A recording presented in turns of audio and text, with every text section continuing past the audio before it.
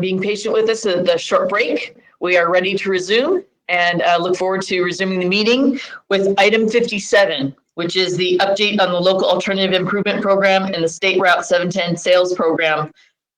Tim Sobelman, are you here to present the item? I am. Thank you, Chair Norton. Commissioners, item 57 is an informational item. Kimberly Erickson, the Caltrans Division Chief of Right-of-Way and Land Surveys, will be providing this update on the State Route 710 sales program and sales revenue disposition. I'll give it over to Kim. Thank you very much, Ms. Erickson. Thank you very much. First, I'd love to congratulate Chair Norton and the Vice Chair, and good morning to CTC staff and members of the public. I'm Kimberly Erickson, the Caltrans Division Chief of Right-of-Way and Land Surveys, and I'm here to present an overview of the Roberti program as it relates to the State Route 710 property sales and touch on the local alternative transportation improvement plan. District 7 Director Tony Tavares and Carolyn Dabney, Roberti Program Manager, and I will answer any questions you may have after the presentation. And I'd just like to point out first that to the left of the slide here, you'll see a map of where the State Route 710 properties are located, shaded in purple. Next slide, please. So beginning in the 1950s, the department began acquiring approximately 460 properties under hardship protection at the request of property owners in anticipation of being impacted by what was then the proposed State Route 710 closure gap project. This means that these properties were not acquired under condemnation, but they were acquired under hardship protection at the request of these property owners. Currently, approximately 330 of the properties are leased, and many of the properties that are not leased may have issues that render them uninhabitable, such as lead-based paint, asbestos, and mold, or a combination thereof. A little bit of background: the State Route 710 project was a proposed surface extension project designed to close a 4.5-mile gap on State Route 710 to extend the freeway through Pasadena to connect to the 134 and 210 freeways. The proposed project was opposed by affected cities, resulting in multiple lawsuits, which eventually led to a preliminary injunction by a federal court in 1999. Now, that injunction prohibited the department from expending any state or federal funds to construct any portion of the State Route 710 or acquire properties for the proposed project. In 2013, Senate Bill 416 was passed. That prohibited any surface route from consideration in the environmental review process. Several project alternatives were studied, including a bored tunnel, but the final EIR released in November 2018 selected the transportation system management and transportation demand management as the preferred alternative. So we call this the TSM-TDM, and that alternative represents a series of techniques ultimately designed to maximize the efficiency of the existing transportation system by improving capacity on the local street system and reducing the effects of bottlenecks and choke points. TSM strategies included coordinated traffic signal timing, minor street widening, and intersection improvements. The TDM strategies include encouraging ride sharing and transit use, reducing demand for travel during peak periods, and eliminating trips by promoting telecommuting. Next slide, please. While the State Route 710 planning efforts were ongoing, Senator David Roberti introduced the Roberti Act, which became law in 1979. The Roberti Act governs the disposal of surplus residential properties within the State Route 710 corridor. Its purpose is to preserve, maintain, and expand the supply of affordable housing, and as we all know, that's something that we are dealing with still today. The Roberti Act established priorities and procedures for selling properties, and it requires the department to sell properties in a very specific order of priority. Roberti further restricts the use of sales proceeds for affordable housing and transportation purposes for those communities located within the State Route 710 corridor. Next slide, please. And so here we see a walkthrough of the order of priority prescribed by the Roberti Act. So this is the order of priority that really shows the potential buyers and what priority order they're in order to purchase these properties. So that orange rectangle up to the left, that is the current occupant, who's the former owner. And the department's determined there are no potential buyers under priority 1. However, you'll see this priority noted in the Roberti Act. Priority 2 and 3 requires the department to offer the properties at affordable pricing to eligible current tenants.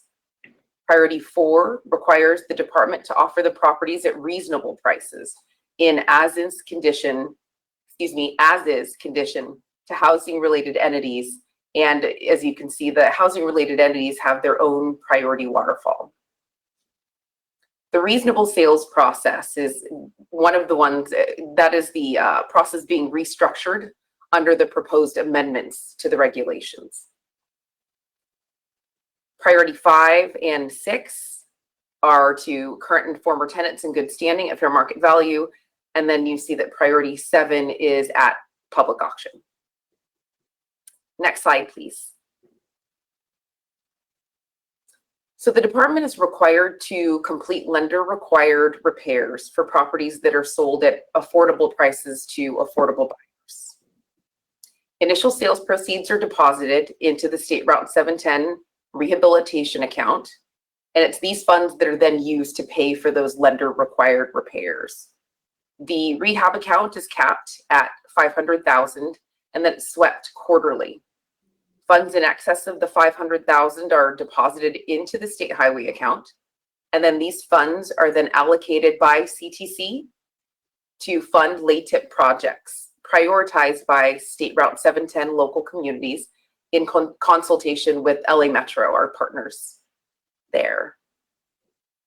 Next slide, please. Phase 1 sales began in late 2016.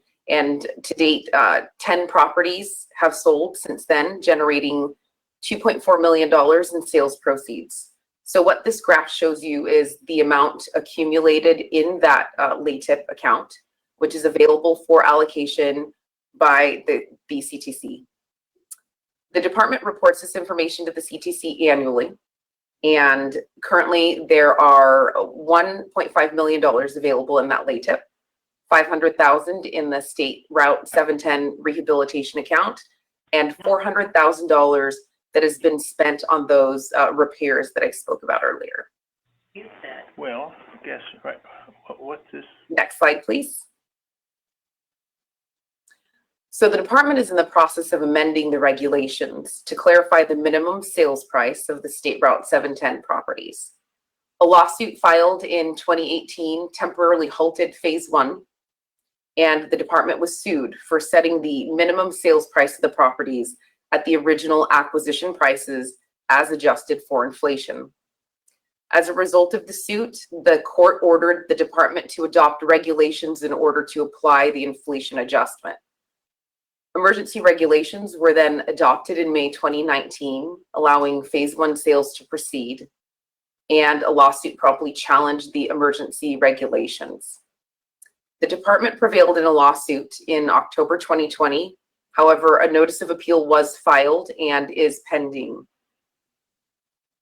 The emergency regulations expired by operation of law in November 2019 while the lawsuit was pending.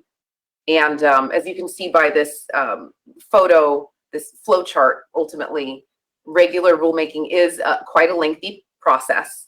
But it is designed to provide the public with a meaningful opportunity to participate in the adoption of regulations. And that's when the department absolutely actively solicits input from the impacted communities.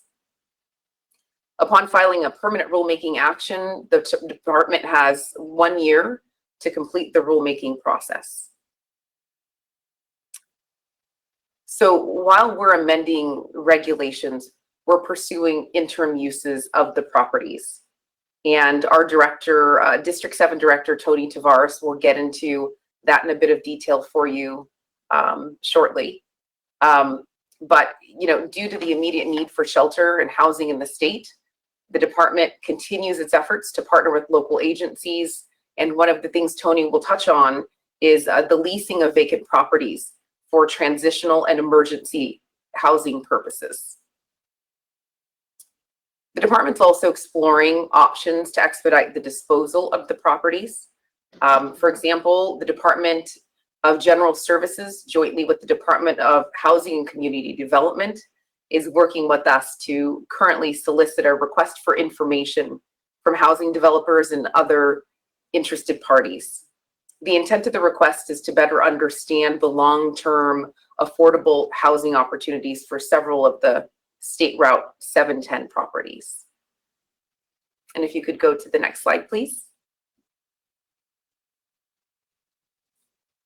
So of course, there are challenges associated with the State Route 710 sales program.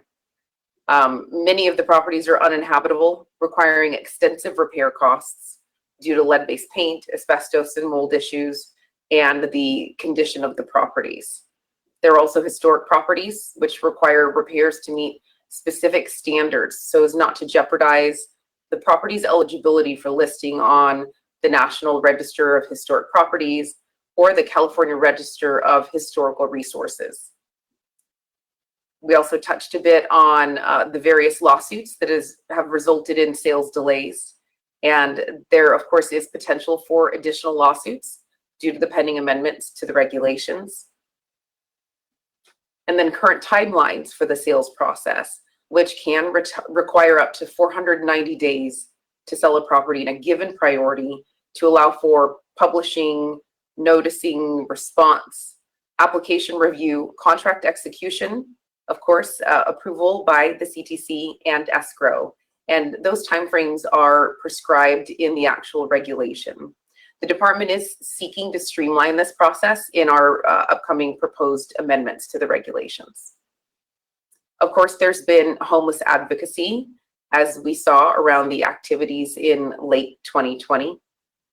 And I did touch upon this earlier, but we are really looking at those interim uses to tackle the emergent issues facing so many of the Californians and so many of our most vulnerable populations. And so again, I will invite the District 7 Director, Tony Tavares, to speak to that. If we could turn it over to Tony. Thank you very much. We really appreciate your presentation. Director Tavares. Good morning, Sharon Norton. Good morning, Commissioners. I'm Tony Tavares, the District 7 Director. I hope you can hear me all right. We can, thank you. Excellent. So as you are aware, Caltrans is has taken a new approach to dealing with the homeless crisis in California. And I believe much of that was communicated to you yesterday morning in the workshop. We've taken a more holistic approach to interacting with people experiencing homelessness. And Caltrans is ensuring these people are treated with compassion, with dignity, and with respect. And as you are aware, Caltrans is a transportation department. We do not have a housing or a social service resource group within our department. However, we are committed to being an active partner in finding solutions to addressing the homeless crisis in California. And as such, we have been partnering, and we do rely on a lot of cities and counties and other local agencies to assist in providing these services and transitional housing options to these people. We have partnered with many cities to establish navigation centers and tiny home villages where these people are provided basic services such as obtaining a California ID or driver's license, which further allows these people to begin obtaining financial assistance. And the programs also provide transitional housing opportunities. And Caltrans has been very involved with these people by creating a pathway to employment. We've assisted many of these people interested in a career with Caltrans by providing education and assistance on how to navigate a state application, determine their ability to meet the minimum qualifications, and how to properly take the state civil service examination. In Los Angeles, Caltrans is partnering with the Homeboy Industries also to provide career opportunities to these individuals completing this program. And specifically along the 710 North Corridor, we are partnering with the Housing Authority of the City of Los Angeles, HACLA, to establish transitional and affordable housing options, utilizing some of the vacant homes in the El Sereno neighborhood of Los Angeles. We've entered into agreement with HACLA to transfer 22 properties to them, and are further expanding that agreement with HACLA to include an additional 4 properties, making it a total of 26 properties that will be provided for transitional and affordable housing opportunities. Caltrans has also received interest from the other communities along the 710 North Corridor to explore similar relationships and partnerships, and we are beginning those discussions with those other communities.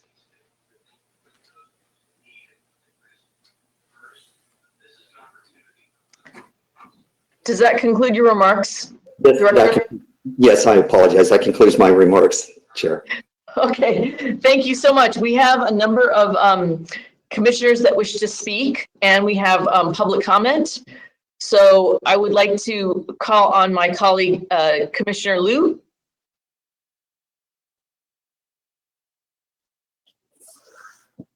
Sorry, I wasn't quite ready there, Madam Chair. This has been a frustrating issue for a lot of folks over a long time. And I know that our executive director has an idea, but I just wonder if there is agreement among the various stakeholders on what has to happen for this situation to be resolved in a fair and ethical and fast manner. I mean, it's dragged on for quite some time. Is there a pathway that gets us to where we need to be so that we can solve this?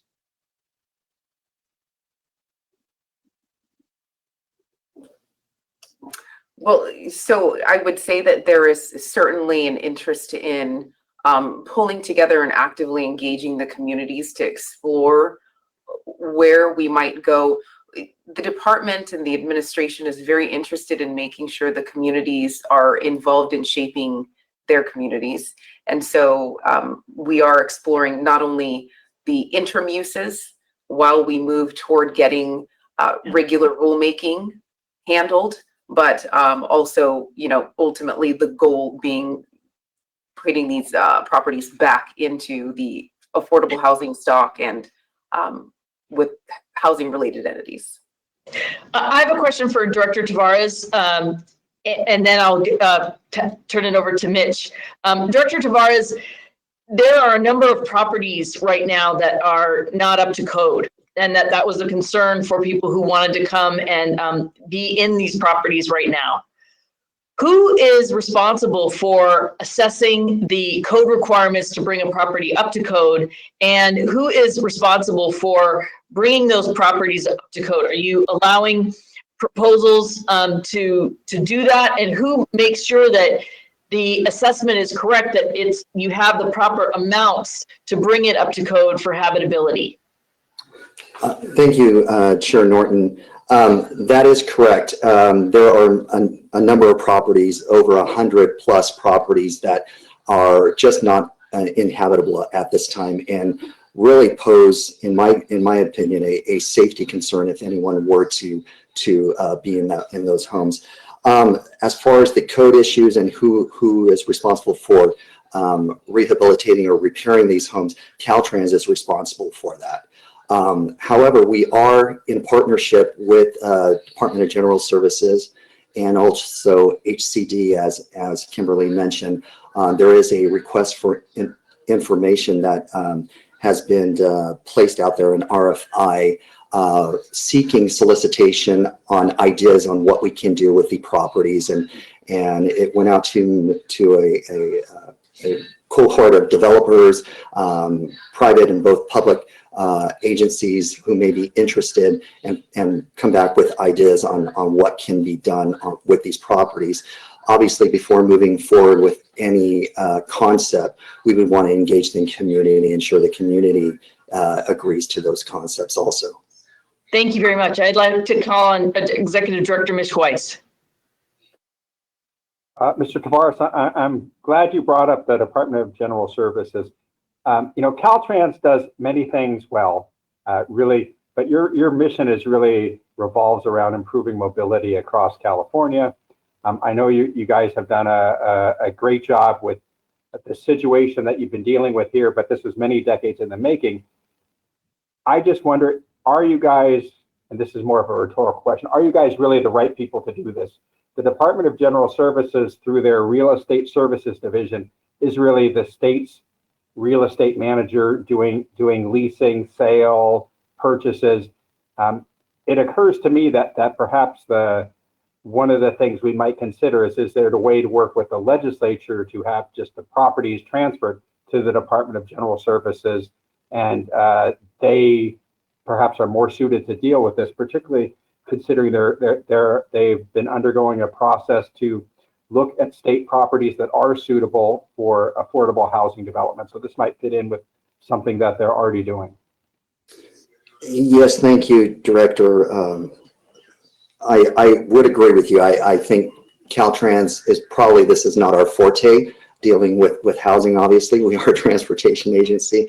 However, I don't think it's as easy as simply transferring them over to DGS. There are some it's a bit complicated, and I probably have to defer back to the experts in right-of-way, such as Kimberly, to maybe give us some points on why currently we were not able to transfer them over to another agency that's more adept to dealing with housing and these types of fixed properties. Yeah, and I'm sure there are challenges with you guys doing it. I would imagine, however, if the legislature said this shall be done, it would get done. Much as there was some recent legislation about the disposition of NCRA assets many years ago. The state gave away the Trans-Bay Terminal. So I think there is some precedent for it. Again, this is really not something that I think you guys could do without being told to do, but perhaps we can start exploring if there's a different path forward. And we would welcome an exit strategy, absolutely. Thank you very much. We have a number of public commenters, and we also have a comment from Commissioner Martinez. So while we're getting the public commenters connected, let's have Commissioner Martinez. You wish to speak? Yes, thank you, Chairwoman Norton. Just as we look as a path forward, the state of California and the legislature moved forward with the Surplus Land Act and imposed on cities and counties and special districts about what they were going to do with their surplus land. Here we have the state, specifically Caltrans, with this property. And obviously, it's not your role to deal with real estate, but it's currently under you now because you own and control that. I want to thank Director Wise for mentioning GSA, but also HCD, right? They're responsible for executing the guidelines and policies as it pertains to the Surplus Land Act, which is AB 1486. And why couldn't you guys use the same kind of guidance and principles that the state has mandated on local government and special districts as it pertains to surplus land property, that you guys would be able to take as well? The legislature has already moved forward with it. It became law as of January 2020. I just think it's important. And if not, are there ways that the legislature can just give these properties to cities where the 710 is, give it directly to the cities to address these concerns and issues with these properties if the GSA or HCD is unable to work with you all, or there's not a mechanism currently at this time? I just think it's imperative those properties are available. We should do everything we possibly can. And again, there is no fault on Caltrans. Obviously, we have bureaucracies. We have, the Roberti Act, which is very similar to the SLA. It's very similar. And so if you look at the Surplus Land Act, you will see that it takes the same kind of approach. And the only difference is that the priority does go to parks and education, but more importantly, an agency such as a city government entity that wish to take over that property, they would have one of the first priorities to do so, city and or county, which is a government entity. And so I would just look at the SLA, that process, and see how we can combine both if we're unable to move towards the GSA and or HCD to help.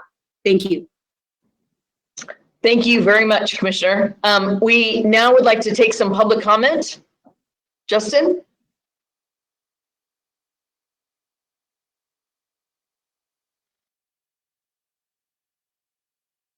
Justin? Excuse me. Yeah, I apologize. Chair Norton, yes, we do have one public comment at this time. We have Diana Mahmoud with her hand raised. Diana? Thank you so much. Good morning, Chair Martin and Commissioners. My name is Diana Mahmoud, and I have the privilege of serving as Mayor of the City of South Pasadena. My city urges the Commission to sell all SR 17 surplus properties in compliance with the provisions of the Roberti Act as soon as possible. We stand ready to work collaboratively with Caltrans, as we did successfully in the early 2000s, and our local affordable housing partners to facilitate the purchase, rehabilitation, and resale of the surplus properties that are located in our community. I am confident that our mutual interests can be met through our collaboration and that our collective effort will soon result in restoration of homes and neighborhoods very long in need of our attention. Ideally, we can play a lead role relieving Caltrans of its burden of managing, maintaining, and selling these properties to multiple buyers so that we can rehabilitate and protect the homes of existing tenants and create new homes for those so desperately in need of affordable housing. I have to say, Commissioner Martinez's proposal is an intriguing one.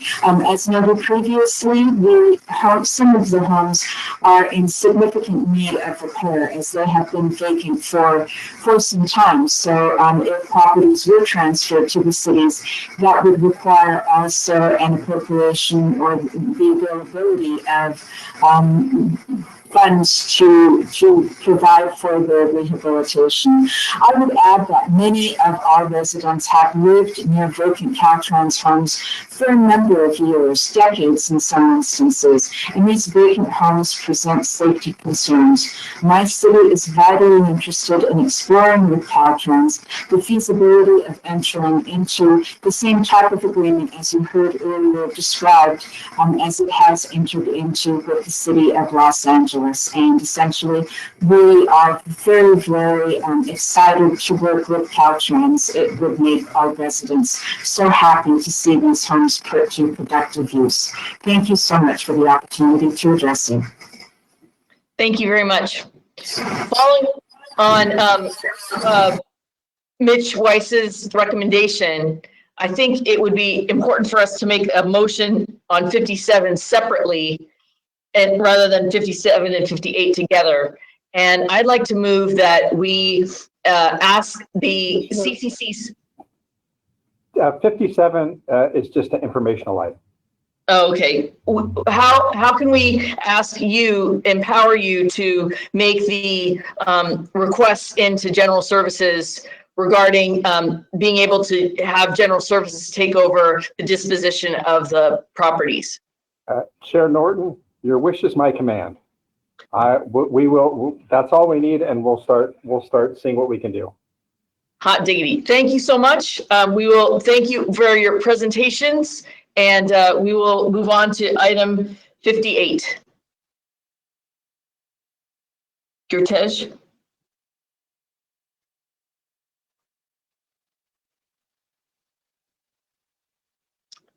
Gurtej. She's offline. Okay, Kimberly Ellis Erickson, we know you're online, so thanks a lot.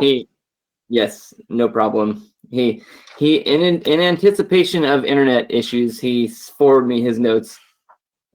I'll have to read him tiny on my phone. So 58 is an action item to approve Caltrans's request to directly negotiate an airspace lease with Waste Management, Inc.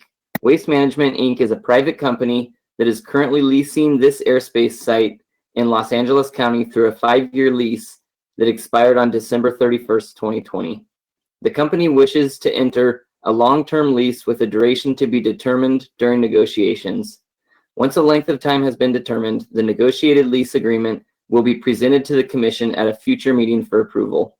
Staff has reviewed this item for a request to Staff has reviewed this item for a request to directly negotiate with Waste Management, Inc. and recommends approval.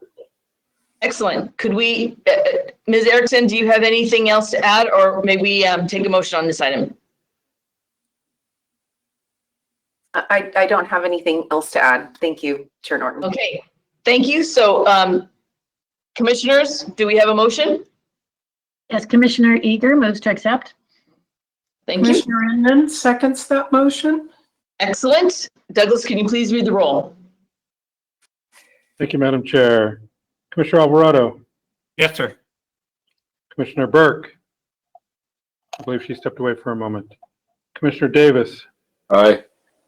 Commissioner Eager. Aye. Commissioner Guardino. Commissioner Inman. Aye. Commissioner Kehoe. Commissioner Liu. Aye. Commissioner Martinez. Commissioner Martinez? Aye. Thank you. Commissioner Tavaloni? Aye. Chair Norton? Aye. Chair, the item is approved. Thank you. We're going to take tabs 60 and 61 together. Jose Oseguera, could you please present those items to us? Good morning, Madam Chair, Commissioners, and members of the public. I will combine items 60 and 61 into one motion. Item 59 has been deferred to the March Commission meeting. Item 60 is an action item. This is the final EIR for the Triangle Specific Plan, including an addendum for the Riverfront Street Extension and 5th Street Widening Project.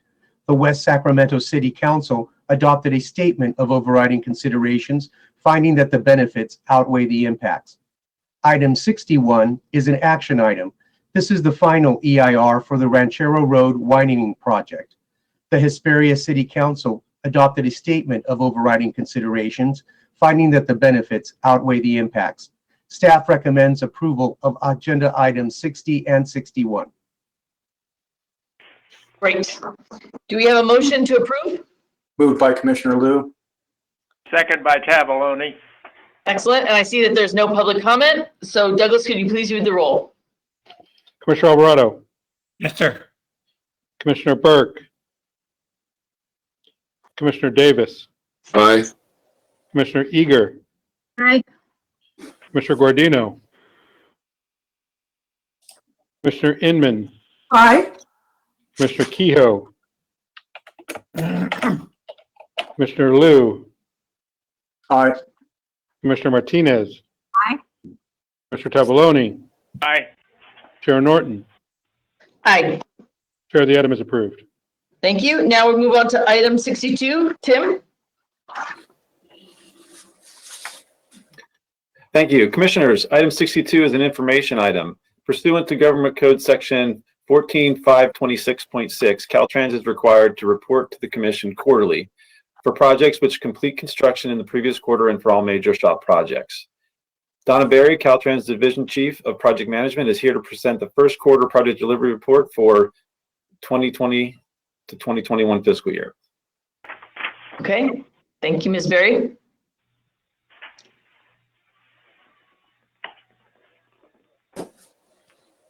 And since we are pressed for time, if we could make this an expedited presentation, that would be wonderful. I'm hopeful that she's able to get on. I know there were some technical difficulties earlier in the morning. Okay. If we can't, we're going to move on to get through the rest of our agenda and come back. Okay. She is on now, Madam Chair. Wonderful. Ms. Berry? Hello. We can hear you barely. Okay. If that's you saying hello. Hi, can you hear me a little bit better? A little bit better, yes. Which is a little weird.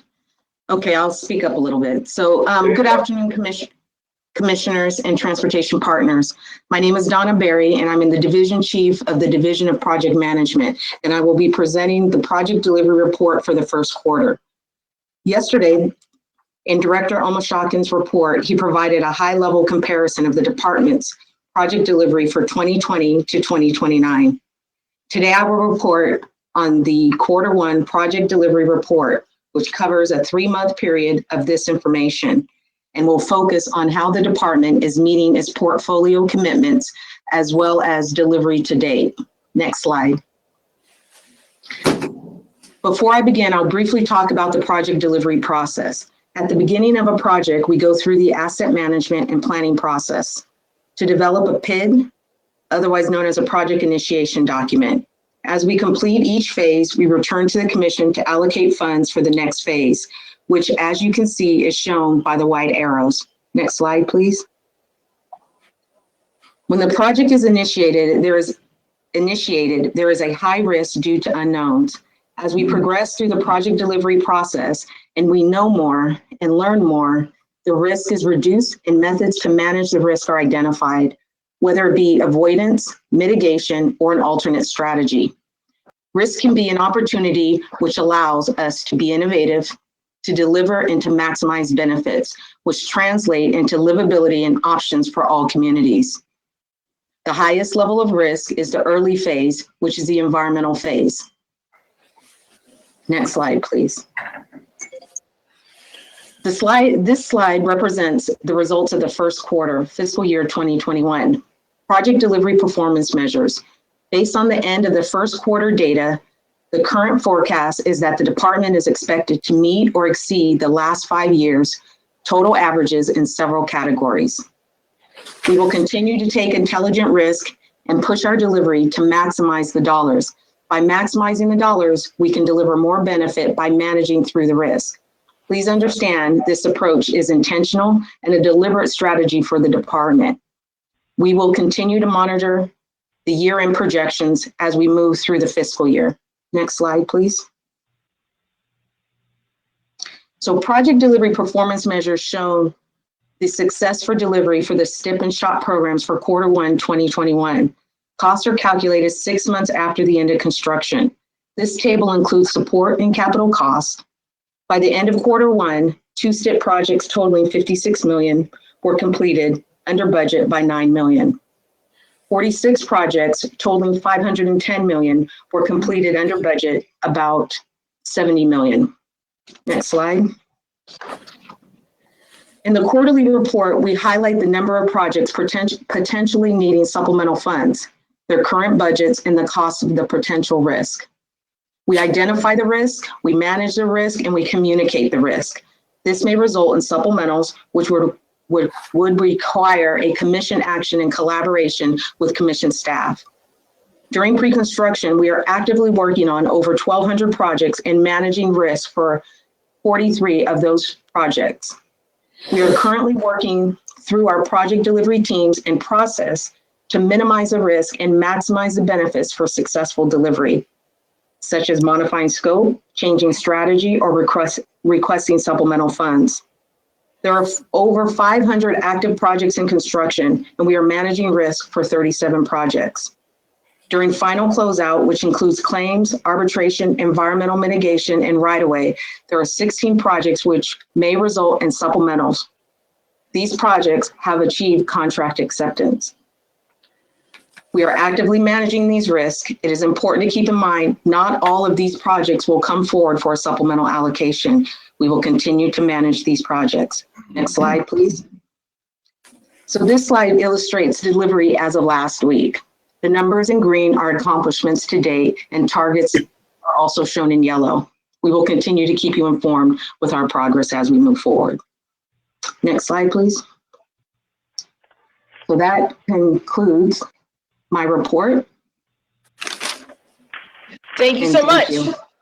We really appreciate it. I believe we have no public comment. And commissioners, do you have any comments on this report?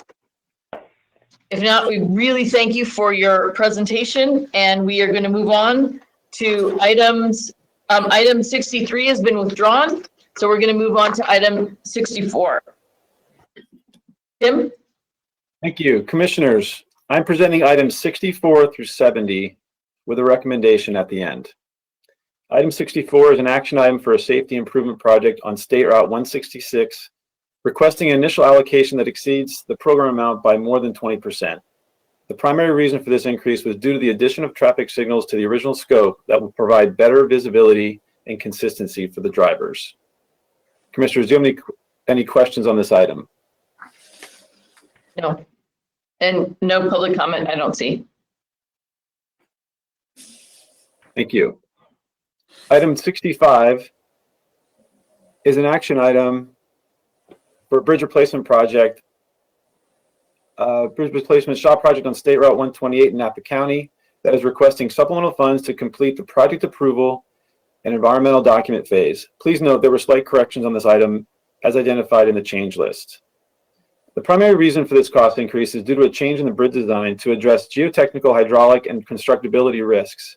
The initial design was for a single-span bridge. However, after geotechnical and hydraulic analysis, it was determined that a longer 3-span bridge would be more appropriate. To facilitate this change, the district will move the delivery of this project from 21-22 to 23-24. It will also process an amendment to increase construction capital and construction support. Commissioners, do you have any questions on this item? No, and we see no public comment. Thank you.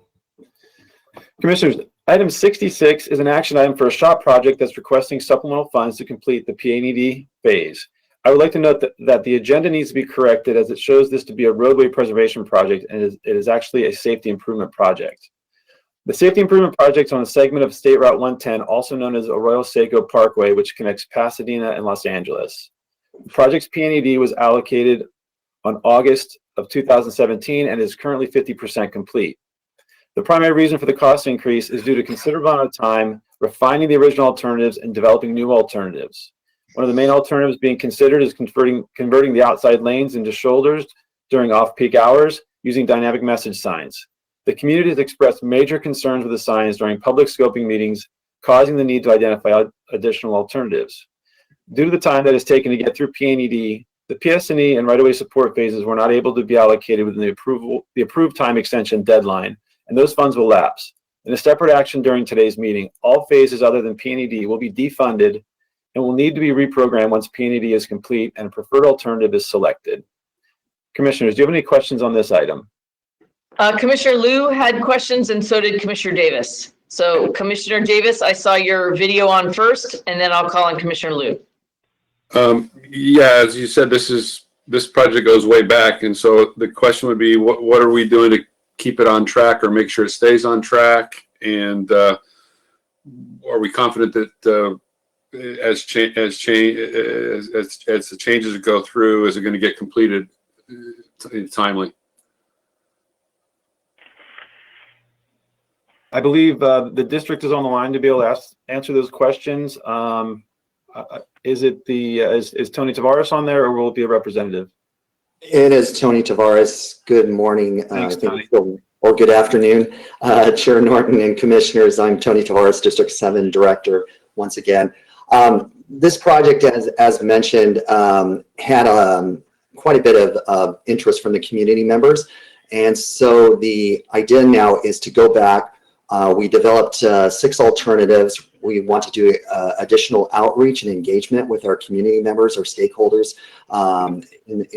along this corridor in this area to determine the correct strategy to move forward with. We believe providing this additional funds here for the PA&ED phase will allow us to reach a conclusion that has a preferred alternative. And at that time, we can then reprogram the next phases of the project to deliver those within a timely manner. In the interim, though, however, our team at Caltrans and District 7 have been addressing some localized safety issues with some upgrades to barrier and some lighting to help mitigate some of those safety issues until this ultimate project can be delivered.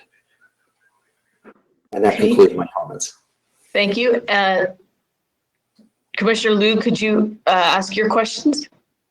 Sure. They're along the same lines. I think we probably need to put this in context in that State Route 110 is well known to anyone who's tried to enter or exit the freeway or the roadway on Arroyo Seco Parkway.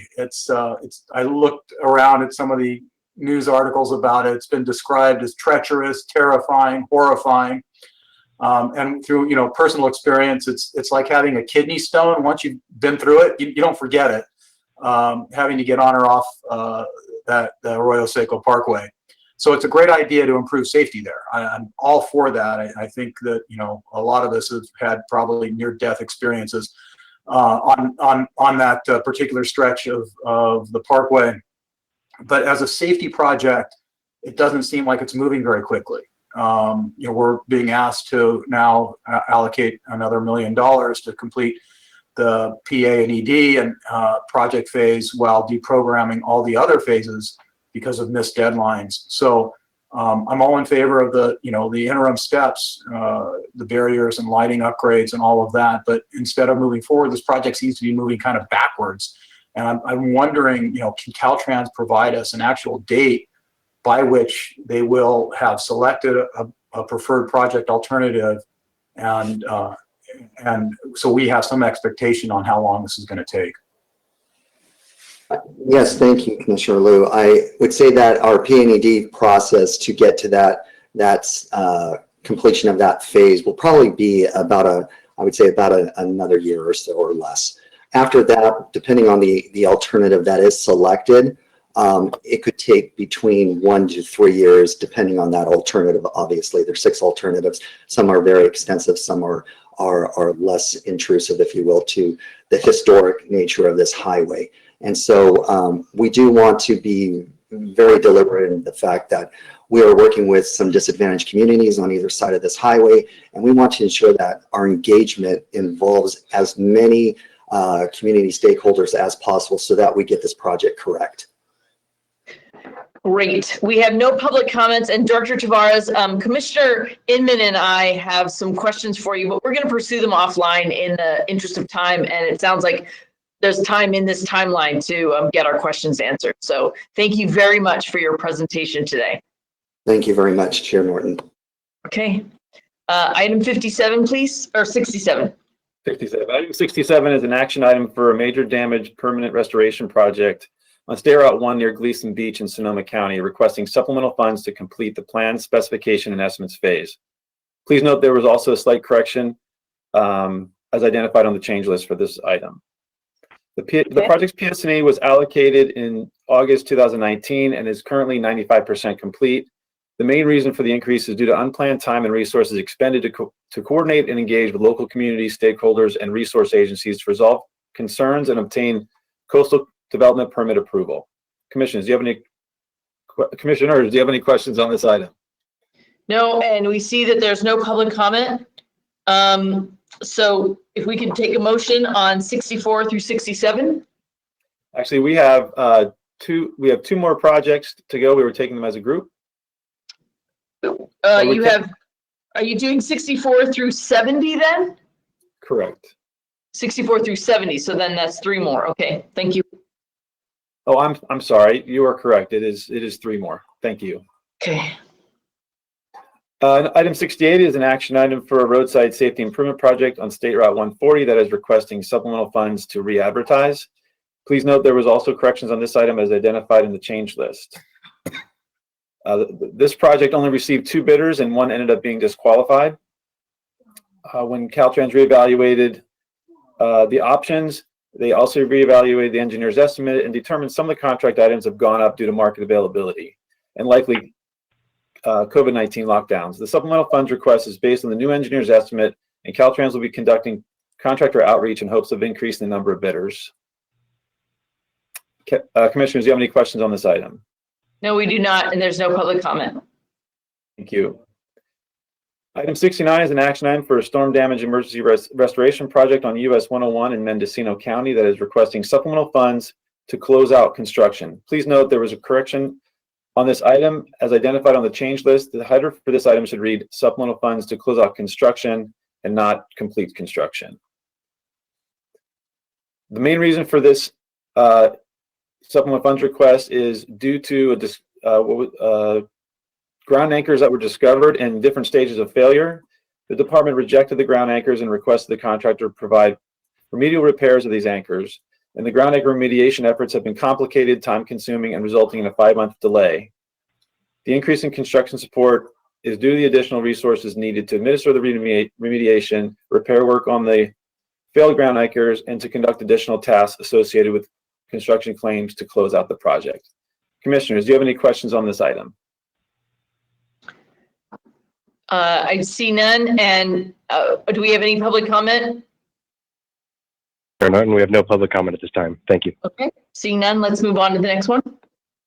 Thank you. Item 70 is an action item for a SHOP project that's requesting supplemental funds to complete construction. This is a bridge replacement project in State Route 128 in Napa County. The project has experienced delays and work stoppages due to 2 major wildfires that affected the construction site and critical orders of work. In addition to the impacts of the wildfires, additional resources were necessary to address environmental permit concerns, constructability, material shortage, and certifications for a variety of elements. Commissioners, do you have any questions on this item? No, and I see no public comment. So we can take 64 through 70 all together. Yep. Staff has reviewed items 64 through 70 and recommends approval. Great. Do we have a motion? Move. Excellent. Do we have a second? Second. Excellent. Douglas, will you please read the roll? Commissioner Alvarado, Yes, sir. Commissioner Burke, Aye. Commissioner Davis, Aye. Commissioner Eager, Aye. Commissioner Guardino, Commissioner Inman, Aye. Commissioner Kehoe, Commissioner Liu, Aye. Commissioner Martinez, Aye. Commissioner Tavaloni, Aye. Chair Norton. Aye. Chair, the item is approved. Great. Because of the audio issues and the other concerns that we had related to item 56,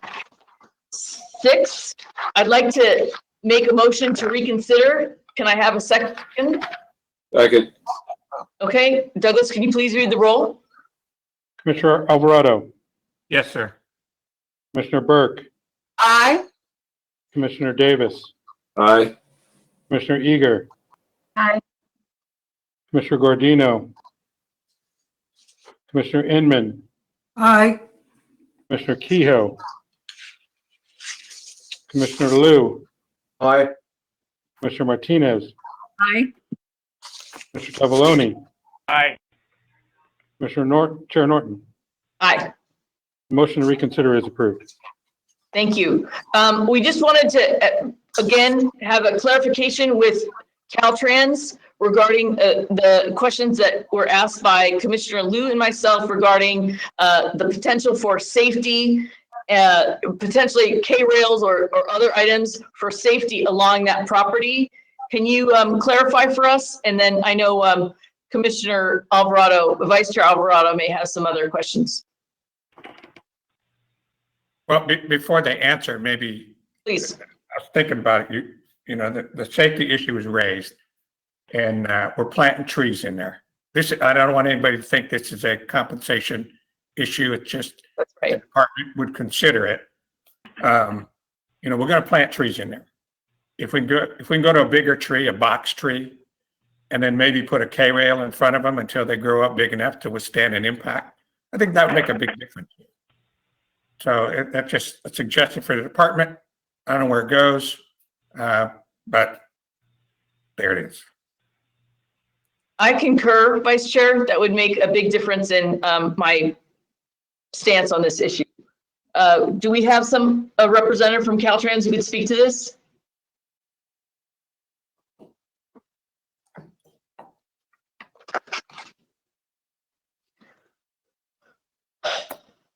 Tim? I was looking for Carlos Portillo. Can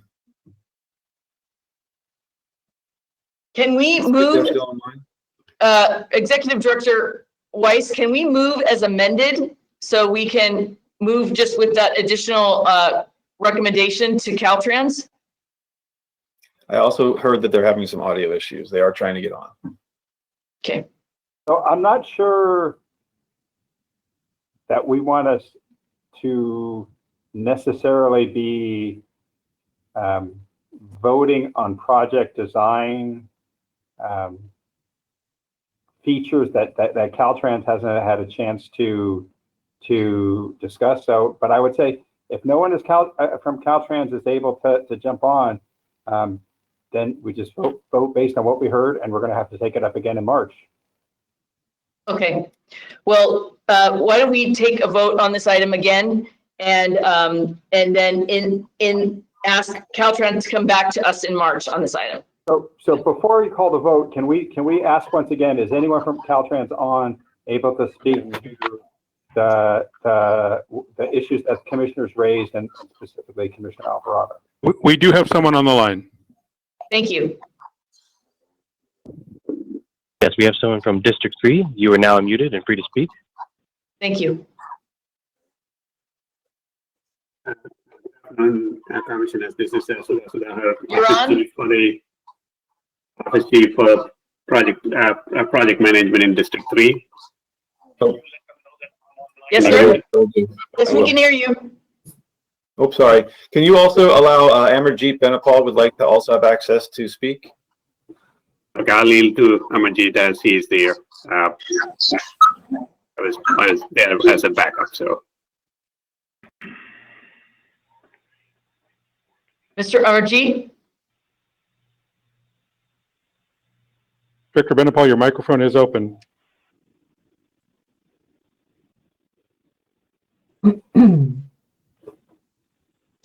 Well, since you're here as a backup, could you maybe begin to speak, because they are interested in having me put them on my speakerphone. I don't know if that will work, but we can try it. Okay. Amarjeet? Hello, Chief Norton. This is Amarjeet Benapal, Caltrans District 3 Director. Can you hear? Yep, they can hear you. Thank you, Vice Chair Alvarado. We heard your message, and yes, we are okay with you taking the action with that amendment. And I wanted to assure you that not only the safety of the traveling public is a concern to us, but the safety of every resident along this corridor, we take it very seriously. And in order to address their safety concerns, my right-of-way team manager actually had met with them in October, and we had made an administrative settlement offer to address any of their safety concerns for any of those issues. But we agree with Vice Chair's proposal, and we will take that, and we would like your reconsideration of this resolution of the necessity for approval today. And sorry for my voice, it may be barely coming through, but I'm trying to at least make sure that you guys heard me on this message. Thank you very much. I believe, I just want to confirm that we heard that you will be meeting with the property owner in the interim after we take this vote, and will be coming back to us in March to discuss it, yes? I would like the commission to approve the resolution at this meeting today with the amendment which was proposed by Vice Chair Alvarado. That's fine. Thank you so much. So with that, we'd like to have a new motion. Commissioner Alvarado, could you make the new motion for 56 and we can vote on that? Madam Chair, the property owner's representative is requesting to be heard. Okay. Please speak. Do we also have audio issues?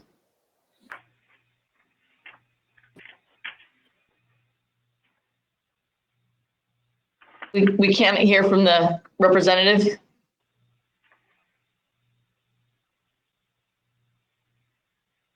Her mic is up and she should be good to speak. Kristen, are you there? Okay.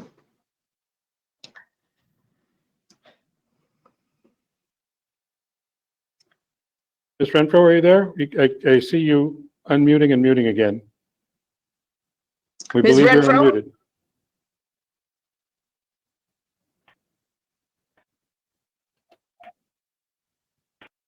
Okay.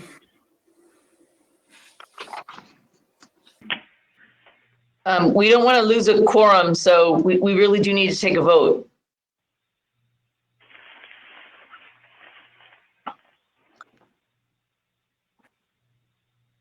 Mitch, are we allowed to vote on this? Madam Chair, she typed in a chat message. She'd just like some clarification of what the amendment is and what the vote will represent. Mitch? So, Commissioner Alvarado, let me give you the opportunity to frame what you want in the motion or make the motion. And I think that should clarify for the property owner. We can then give her a minute or two, or a few moments to type in what her response.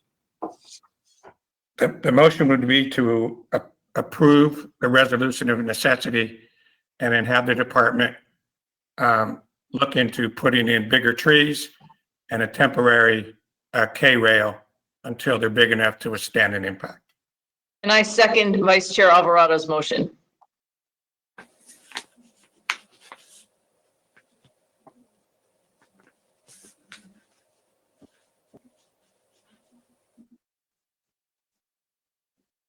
The property owner says that they object to that. Okay. Well, perhaps they can say why they object, because it seemed that the safety was the issue. Mm-hmm.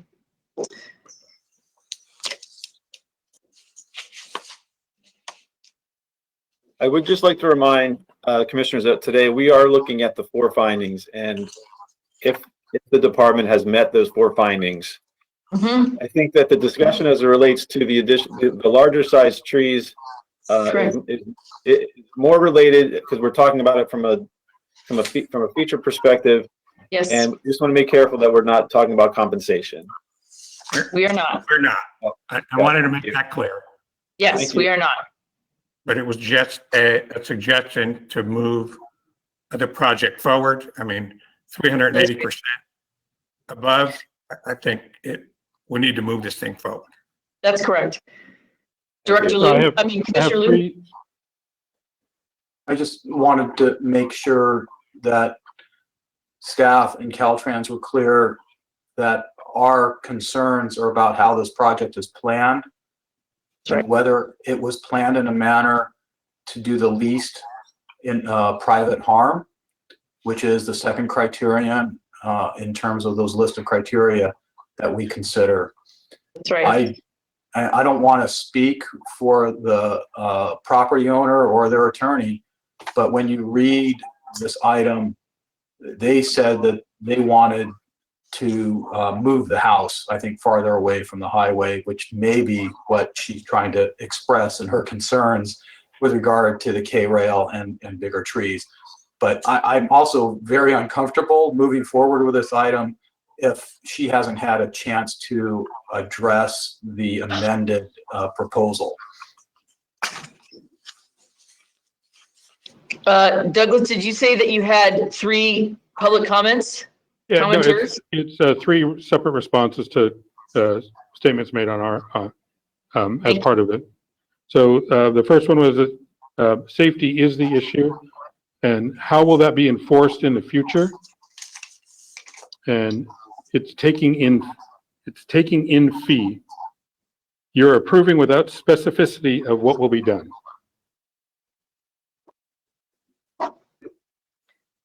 Okay. Well, I think we need to move forward with this motion. And we have made our statements before. There are suggestions here, and Caltrans has the ability to come back to us at future meetings. So Douglas, could you please read the roll on Vice Chair Alvarado's motion? Thank you, Madam Chair. Commissioner Alvarado? Yes. Commissioner Burke? Aye. Commissioner Davis? Aye. Commissioner Eager? Aye.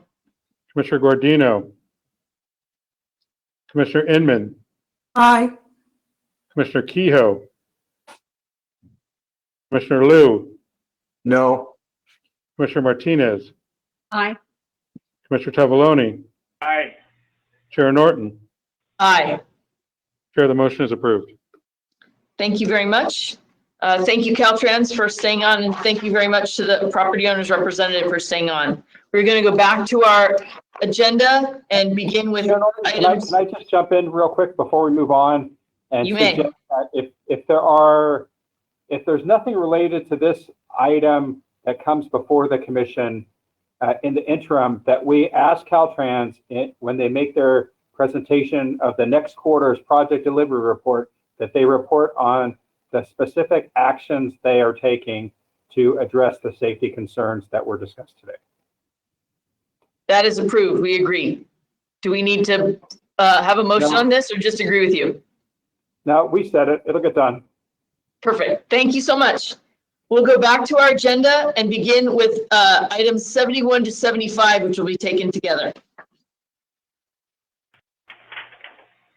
Good afternoon, Commissioners. I will be presenting items 71 through 75. Please note items 71 through 74 are related action items to correct errors to previously approved allocations for two separate projects in the Transit and Intercity Rail Capital Program. Item 71 is an action item to split the original Psne allocation and project scope into two separate projects. The original allocation was an error, and this correction is necessary to properly reflect the scope of each project. Item 72 is an action item to split the original construction allocation and project scope into two separate projects. The original allocation was an error, and this correction is necessary to properly reflect the scope of each project. Item 73 is an action item to increase the Psne phase by $1 million.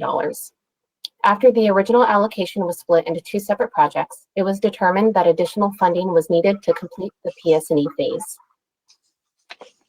Item 74 is an action item to increase the construction phase by $1.5 million. At the time of allocation, the project was partially allocated in error. Upon approval of this request, the construction phase will be fully funded. Item 75 is a request to increase a previously approved allocation by $329,000. This request is the result of unanticipated staffing and project closeout fees. Staff has confirmed the increase in funds for items 73, 74, and 75 do not exceed the project's original TIRCP award amount. These items are consistent with the program update under tab 37. Staff recommends your approval of items 71, 72, 73, 74, and 75. Thank you. Do we have a motion? Commissioner Liu moves the items. Do we have a second? Commissioner Davis. Thank you. Douglas, can you please read the roll? Commissioner Alvarado, Yes, sir. Commissioner Burke, Aye. Commissioner Davis, Aye. Commissioner Eager, Aye. Commissioner Gardino, Commissioner Inman, Aye. Commissioner Kehoe, Commissioner Liu, Aye. Commissioner Martinez, Aye. Commissioner Tavoloni, Aye. Chair Norton. Aye. Chair, the item is approved. Thank you very much. Next item is item 76 on the Short Line Railroad Improvement Program. Yes, Commissioners. Tab 76 is an action item to adopt the 2020 Short Line Railroad Improvement Program as included in Attachment B and direct approximately $750,000 in unprogrammed Short Line Railroad program funds to the Trade Corridor Enhancement Account consistent with the attached resolution. The Short Line Infrastructure Improvement Act of 2019, created by Senate Bill 87, directed the Commission to establish the 2020 Short Line Railroad Improvement Program. This was established as a 2-year, $7.2 million program for fiscal years 2021 and 21-22, in which guidelines were adopted at the June 2020 Commission meeting. The Commission received 7 project nominations on or postmarked by December 1, 2020, in which $6.45 million in program funds were sought. This left us with approximately $750,000 in unprogrammed funds. Senate Bill 87 does not restrict how program savings shall be addressed. Therefore, staff recommends the Commission utilize the remaining unprogrammed Short Line Railroad Improvement Program funds, which originated from the Proposition 1B Trade Corridor Improvement Fund cost savings to the Trade Corridor Enhancement Account. And this remains consistent with the 2019 Trade Corridor Improvement Fund closeout policy. Commission staff evaluated all 7 project nominations based on the screening and evaluation criteria set forth in the Commission's adopted Shortline Railroad Improvement Program guidelines, and those recommendations were posted on January 13th, 2021, and are consistent with what is provided to you in attachment B of this item. With this, staff recommends your approval of projects in the 2020 Shortline Railroad Improvement Program and directing the transfer of the unprogrammed funds to the Trade Corridor Enhancement Account as presented in this item. This concludes my remarks, and I am happy to answer any questions that you may have. Thank you. I don't have any questions from commissioners, and I see that we have no public comment. So could we please take a motion on this item? Move. Commissioner Eager, second. Commissioner Eager, seconds. Could you please read the roll? Commissioner Alvarado, Yes, sir. Commissioner Burke, Aye. Commissioner Davis, Aye. Commissioner Eager, Aye. Commissioner Gardino, Commissioner Inman, Aye. Commissioner Kehoe, Aye. Commissioner Liu, Aye. Commissioner Martinez, Aye. Commissioner Tavoloni, Aye. Chair Norton. Aye. Chair, the motion is approved. Thank you. Commissioners, we are going to defer item 77 and move on to item 78. John?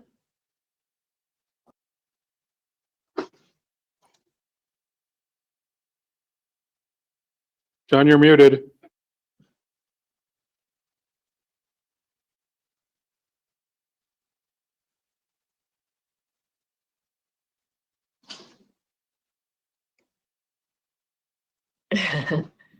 Do we have any ability to get you on?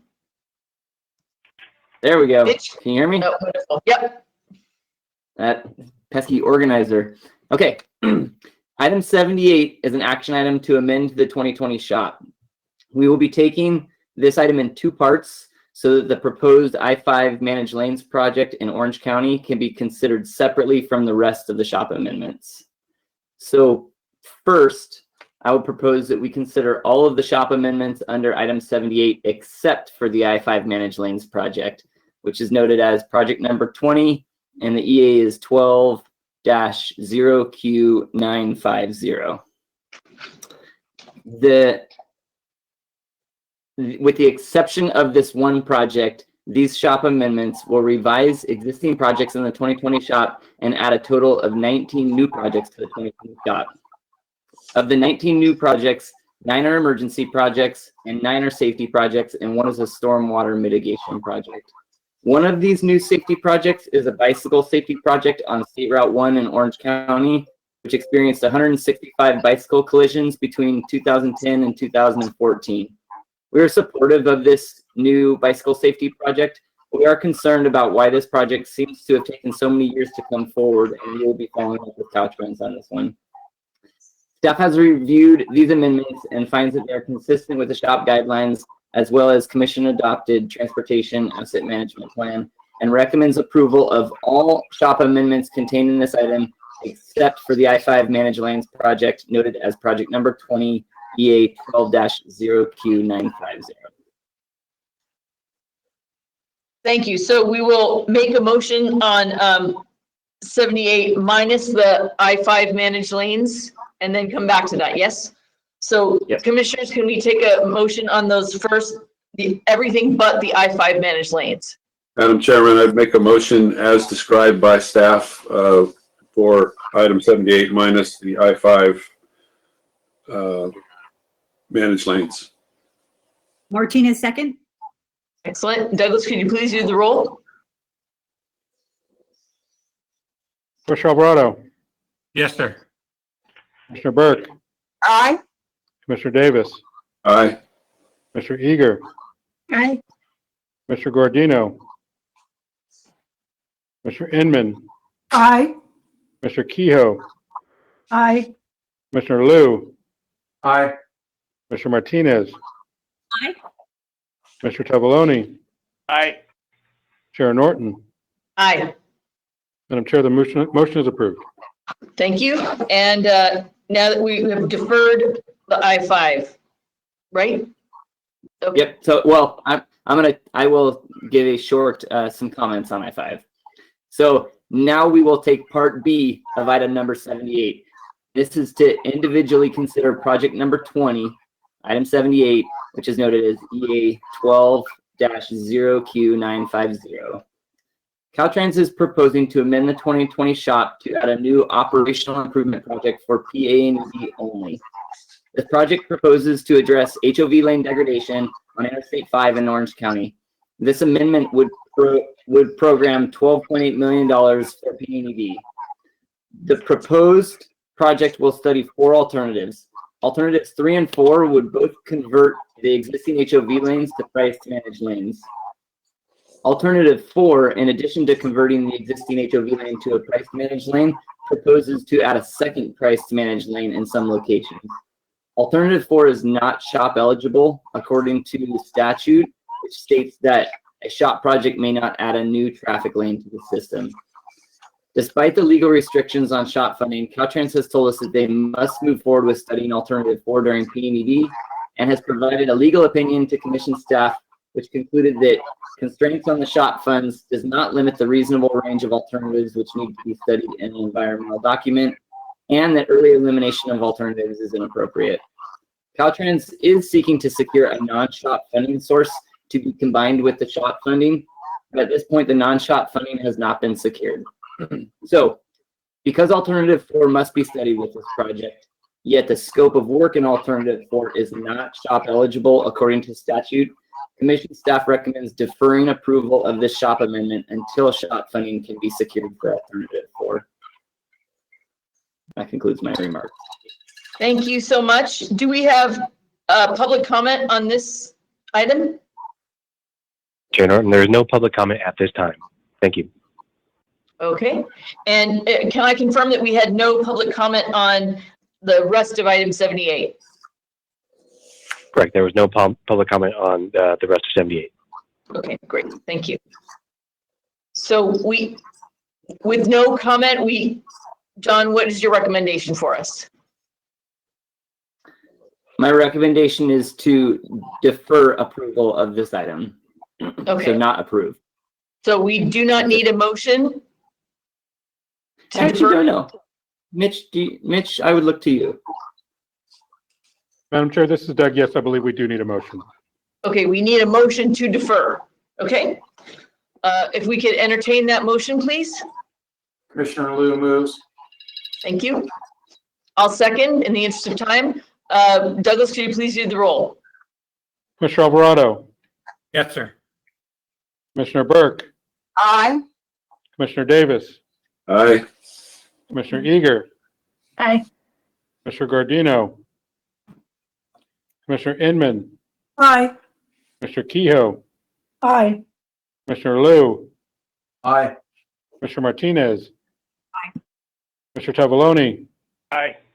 Chair Norton. Aye. Chair, the motion to defer is approved. Thank you very much. We will go to item 79. It's an informational item. Sheila? You have audio issues? This is the local bridge seismic retrofit program. There we go. Can you hear me now? Yes, we can. Okay, thank you, Chair Norton. Commissioners, item 79 is an information item for the Proposition 1B Local Bridge Seismic Retrofit Program. In October of 2019, the Commission adopted updated local bridge seismic retrofit account guidelines requiring all projects that had not moved to the construction phase by December 31st, 2019 Okay, to enter into an excuse me, to sorry. That's okay. Enter into an executed project delivery agreement. These project delivery agreements were required to be adopted by the governing board responsible for approval of projects for the local agency and to be delivered to Caltrans and the Commission by March 31st, 2020. As a result of impacts caused by COVID-19, many agencies have been unable to provide executed agreements by that deadline, and in May of 2020, the Commission approved extending this deadline to August 31st, 2020. Commission staff has received 37 of 38 executed project delivery agreements. Attachment A of the book item shows the project schedule based on commitments made in the project delivery agreements. And based on these schedules, all projects are expected to complete construction by 2029. There is one outstanding project delivery agreement due for the City of Oceanside's Douglas Drive Bridge project. Staff has been in contact with the city, and David Toshak with the City of Oceanside is here to speak on this item, and Dee Lamb from Caltrans Division of Local Assistance is also available to answer any questions. This concludes the presentation of the information items. Okay, thank you. We do have public comment. So Justin, could you please introduce our public commenters? Thank you, Chair Norton. We have one attendee with their hand raised, David Toshak. David, you are now unmuted and free to comment. Thank you. Respected Chair and Commissioners, it's David Toshak. Being the only local agency that did not receive a project delivery agreement, your director, executive director, Ms. Weiss, submitted us a letter to our city manager on last Friday. That letter stated that the commission had not received the executed PDA because it included ineligible scope that significantly increased the timeline for NEPA completion. I'll briefly fill in the blanks of history that promoted that letter. In fall 2013, Caltrans authorized a new project, seismic retrofit project for the Douglas Bridge, with condition that the seismic strategy be updated.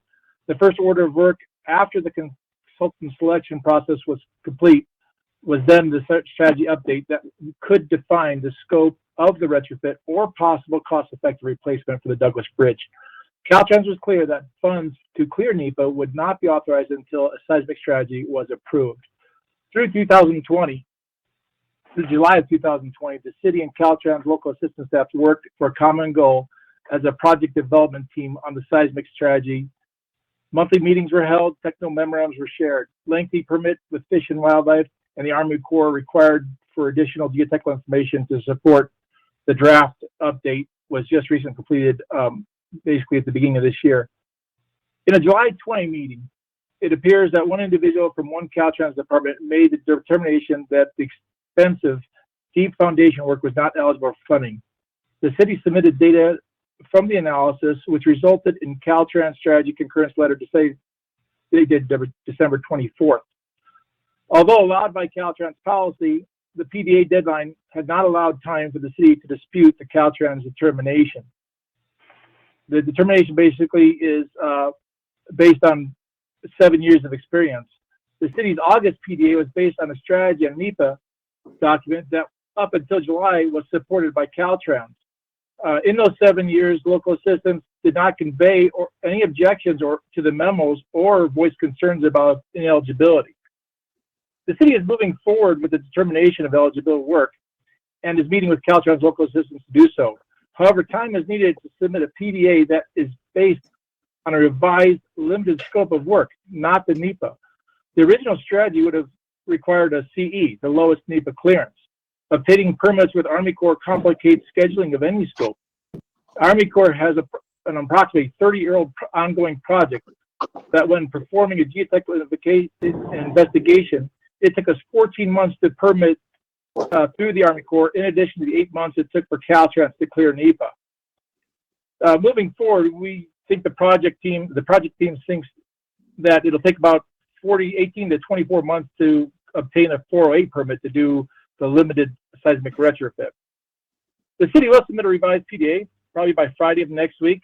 However, we're struggling to prepare a schedule not on the $50 million proposed replacement or even the $6.7 million for the design that was programmed for deep foundations, but on an eligibility determination of about $640,000, a significant decrease in our cost. The city will now have to look to save money or wait for new programs to fund a future project to address remaining potential for seismic settlement. Hopefully that answers some of your questions and I could respond as necessary. Thank you. Thank you so much. Is there someone from Caltrans that can speak to the testimony we just received?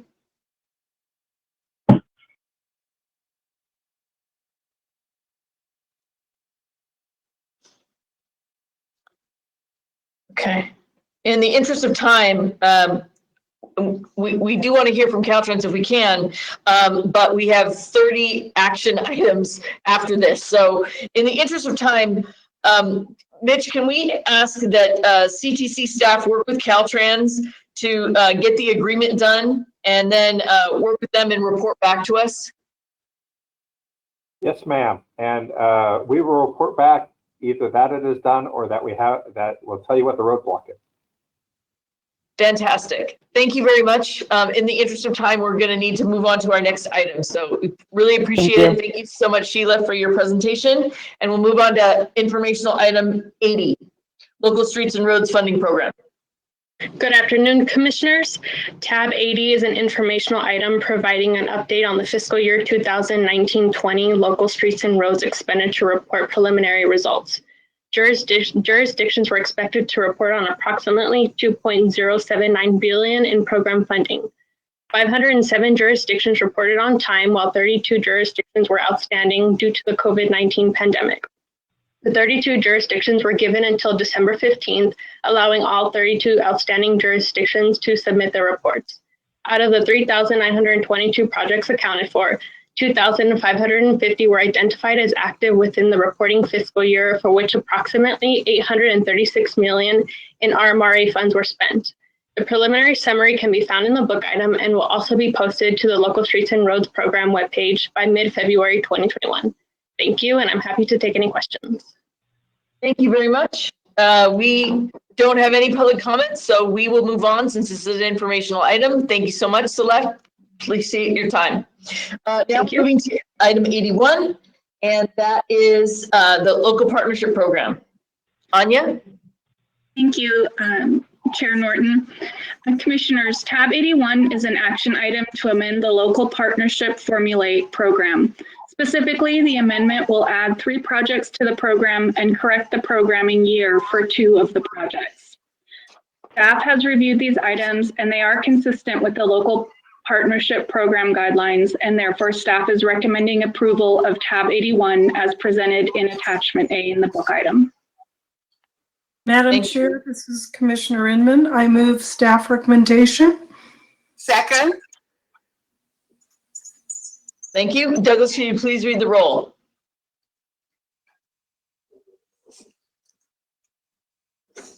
Commissioner Alvarado. Commissioner Burke. Aye. Commissioner Davis. Aye. Commissioner Eager. Aye. Commissioner Gardino. Commissioner Inman. Aye. Commissioner Kehoe. Aye. Commissioner Liu. Aye. Commissioner Martinez. Aye. Commissioner Tavaloni. Aye. Chair Norton. Aye. Chair, the Thank you motion very is much. approved. Thank you very much. We will move, we have withdrawn item 82. It's been withdrawn. We are going to move to item 83, the ATP amendment for approval with Beverly Newman Burkhart. Good afternoon, Commissioners. Item 83 is an action item to consider segmenting the Modoc Multimodal Path Gap Closure Project into 2 phases. The Modoc Multimodal Path Gap Closure Project received $5.351 million as part of the 2019 Active Transportation Program, Small Urban and Rural Component. The project proposes to build a 1.1-mile multi-use trail in Santa Barbara County. Segmenting this project will allow Santa Barbara County to advance the construction of Phase 1 into fiscal year 2020-2021 so that it can be completed in conjunction with the City of Santa Barbara Cycle 3 Active Transportation Project that connects to the Modoc Multimodal Path. By completing Phase 1 in conjunction with the City of Santa Barbara's project, path users will avoid a gap at a difficult-to-navigate intersection. Construction for Phase 2 will proceed as programmed in fiscal year 22-23. This request does not revise the project scope or cost, and ATP funding for both segments will be applied. Santa Barbara County is obligated to submit all required Active Transportation Program reports through the completion of both segments. This is an action item, and staff recommends approval of this amendment. Thank you so much. There are no public comments? Are there any commissioner comments? Seeing none, could we get a motion to approve? Moved by Commissioner Liu. Thank you. Second by Kehoe. Thank you so much. Douglas, can you please do the roll? Commissioner Alvarado. Commissioner Burke, Aye. Commissioner Davis, Aye. Commissioner Eager, Aye. Commissioner Guardino, Commissioner Inman, Aye. Commissioner Kehoe, Aye. Commissioner Liu, Aye. Commissioner Martinez, Aye. Commissioner Tavaloni, Aye. Chair Norton. Hi. Chair, the motion is approved. Excellent. We are going to take items 84 through 87 together. So Gurtej and John, could you please present these items?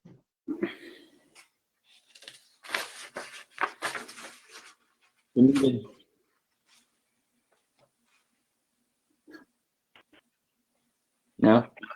Yes, Aye. you could start with 84 if you'd like. I'll do it. I'll do 84. You looking good, Gurtej. 84 through 87 are all shop allocations. So 84 is shop allocations for the shop minor program, and it's for 3 minor projects. 85 is an action item for shop major construction allocations. This item will allocate approximately $145 million for 14 shop projects. 86 is an action item for shop pre-construction support allocations. Please note the changes on the change list to project 6, which has been withdrawn. Additionally, this allocation, project 40 in this item is related to the I-5 Managed Lanes project, which was deferred earlier as part of item 78. So it will need to come back once that project is amended in. So that will be removed from the recommendation to approve item 86.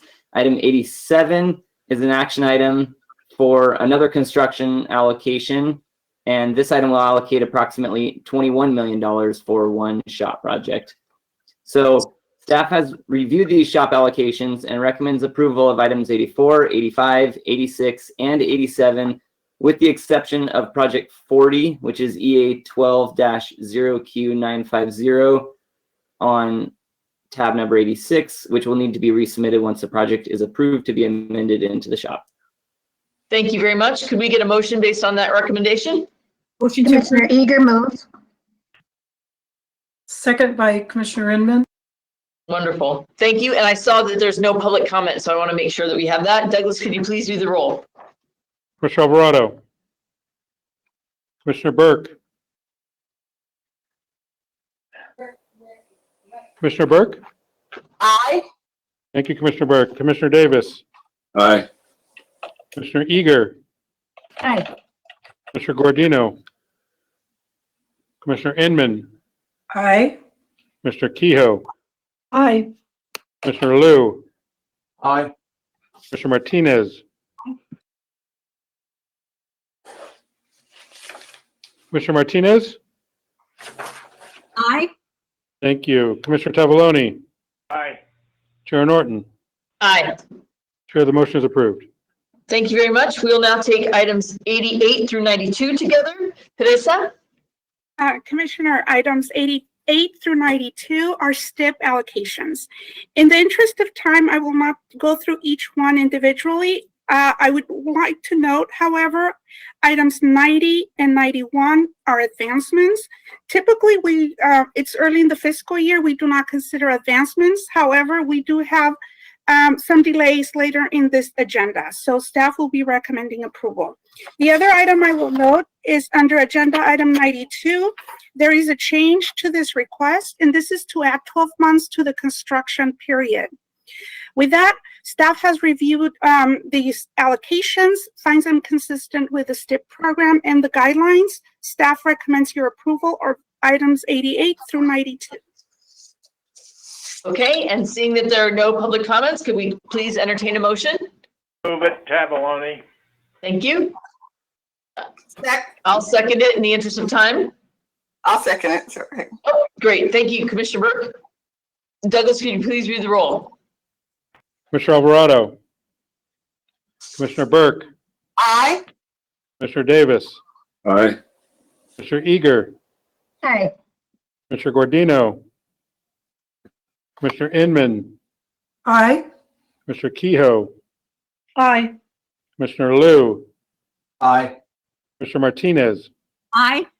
Commissioner Tavallone, Aye. Chair Norton. Aye. Chair, the motion is approved.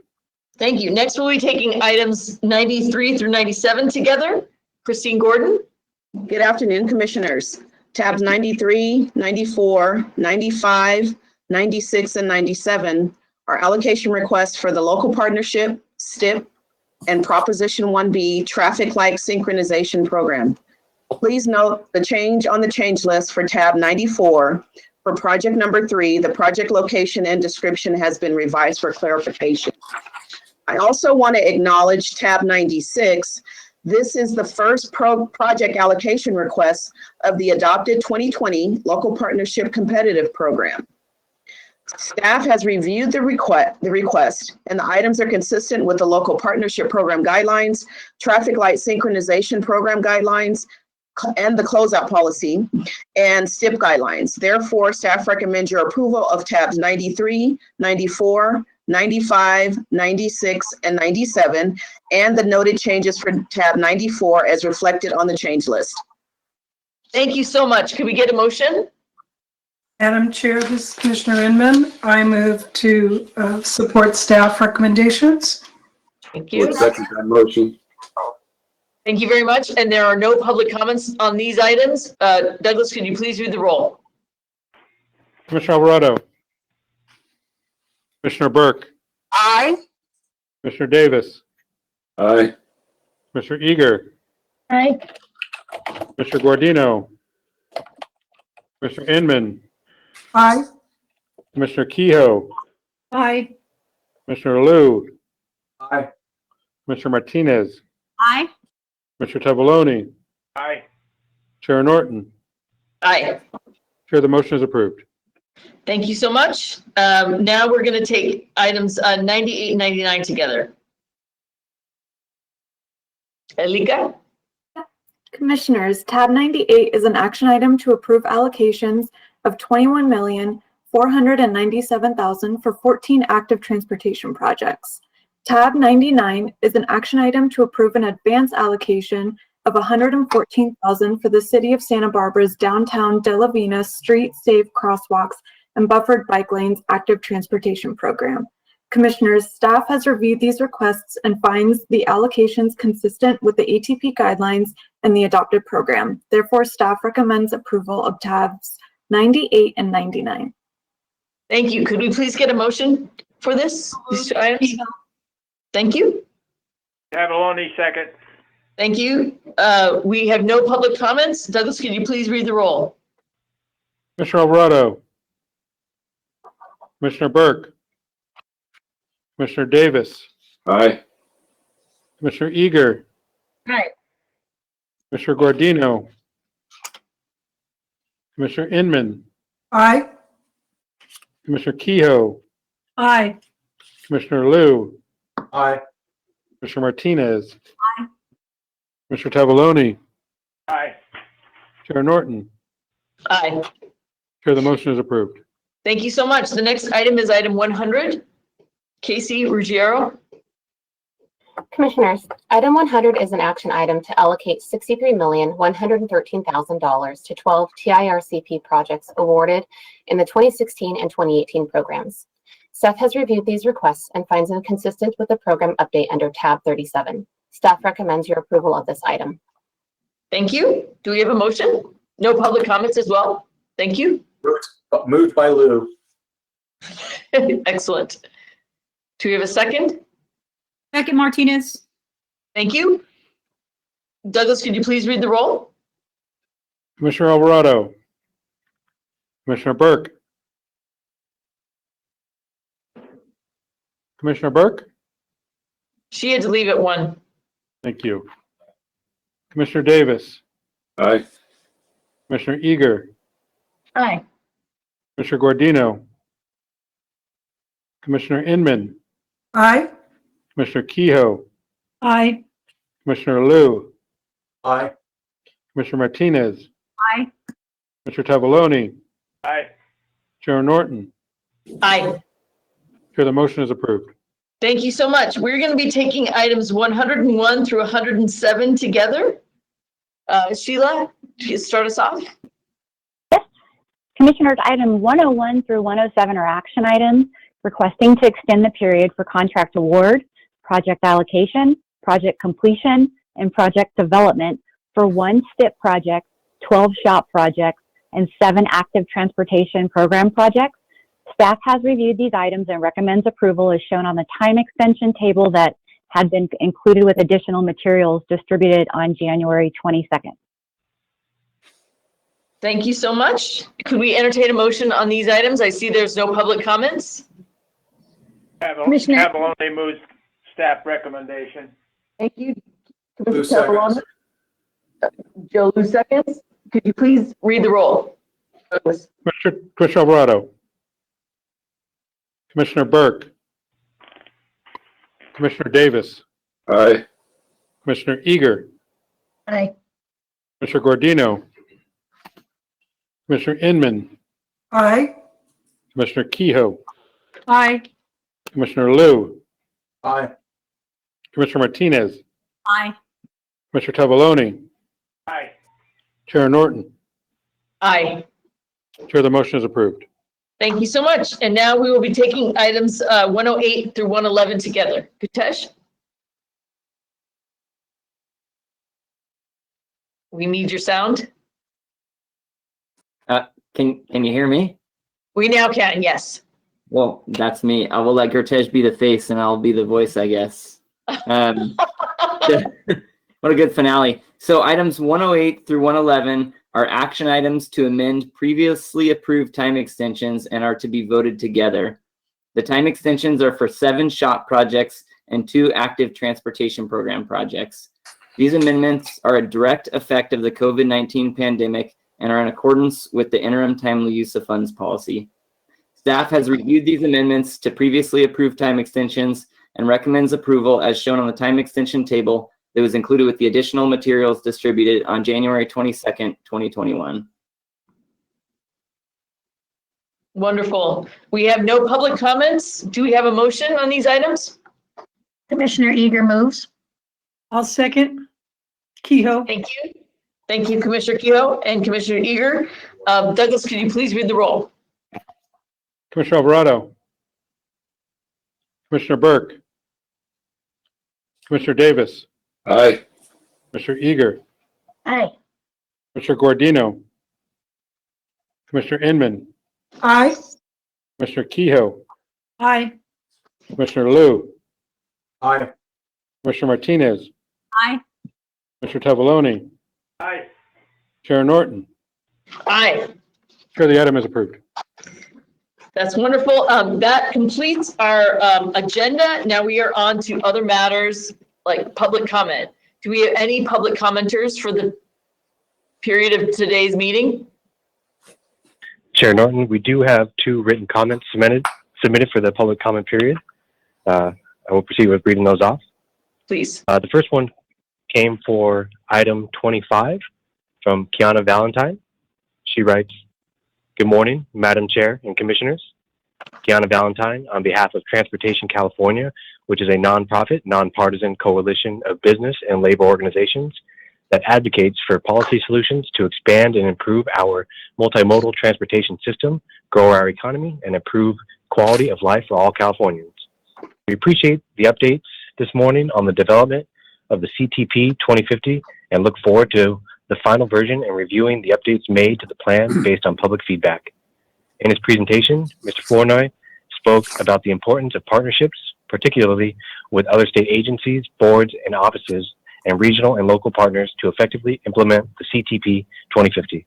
I encourage Caltrans to look at the transportation construction industry as a key partner going forward as well, particularly as we try to understand how the plan's new strategies and policies will impact well-paying jobs, the economy, and our existing transportation resources. Thank you." Thank you. Thank you to Kiana as well. So, Madam Chair, we have one more written comment. Yes. This comes from Stephanie White. She writes, "I would urge the Commission and legislators to remove Caltrans from all real estate transactions, including these 710 homes. When Caltrans partners directly with developers on housing issues, there are many issues of concern, especially for local communities. I am additionally concerned about Caltrans trying to engage developers to fix the problems and keep the homes affordable. Thank you. And that completes all public comments. Thank you very much. I had originally requested that we read in our anti-racism statement as part of public comment. I don't know if Bridget is available to do that, and if not, we can move that. Oh, good. I would love you to do that, Bridget. Sure, I would be happy to. Thank you. So I'll now read, thank you. I'll now read the racial equity statement the Commission approved at yesterday's meeting. The California Transportation Commission recognizes that throughout California's history, improvements to the state's transportation system have disproportionately benefited some population groups and burdened others. The Commission condemns all forms of racism and is actively working to promote equitable outcomes through our programs, policies, and practices. In the mid-20th century, California undertook a major expansion of transportation infrastructure aided by an influx of federal funding. While infrastructure improvements were being planned, designed, and constructed, Black, Indigenous, and other people of color were disenfranchised, lacked voting protections, and were underrepresented in government decision-making. New highways were frequently constructed through predominantly Black, Latino, Asian, and low-income neighborhoods to meet the needs of primarily white suburban commuters, and through tribal land. Racist policies and decisions also influenced the siting of other types of transportation infrastructure, such as commuter railways and the delivery of transit services. The results of racial segregation and disinvestment of transportation funds in communities of color are still visible in cities today. Californians who live in historically underserved communities are more likely to be negatively impacted by increased exposure to air pollution and noise from cars, trucks, ships, trains, and aircraft, and struck or killed by drivers when walking and biking. These vulnerable communities may have limited access to safe and affordable transportation options to connect residents to jobs, education, healthcare, and recreation. In addition, people of color may experience diminished safety and comfort while walking, biking, driving, or using public transportation as a result of racial discrimination in enforcement. The Commission vows to create mobility opportunities for all Californians, especially those from underserved communities, to thrive in all aspects of life. The Commission will work to build and strengthen relationships with community-based organizations, nonprofits, advocacy organizations, and other equity experts and practitioners. Empower the Commission's Equity Advisory Roundtable and future related efforts to help inform transportation decision-making. Strengthen understanding of community transportation needs and challenges through the forthcoming community listening sessions. Ensure equity, public health, and robust public engagement via our planning and programming guidelines. Provide expanded opportunities for commissioner and staff training related to diversity, equity, and inclusion. And feature equity topics and elevate diverse perspectives in public meetings of the Commission. We uphold our dedication to serve and improve the quality of life for all Californians by continuing to prioritize transportation equity issues and ensuring all experience safe, affordable, and efficient transportation. Thank you. Thank you. And thank you to all who were part of creating this important and impactful statement. With that, is there any more public comment? Seeing none, this meeting is adjourned. Thank you very much.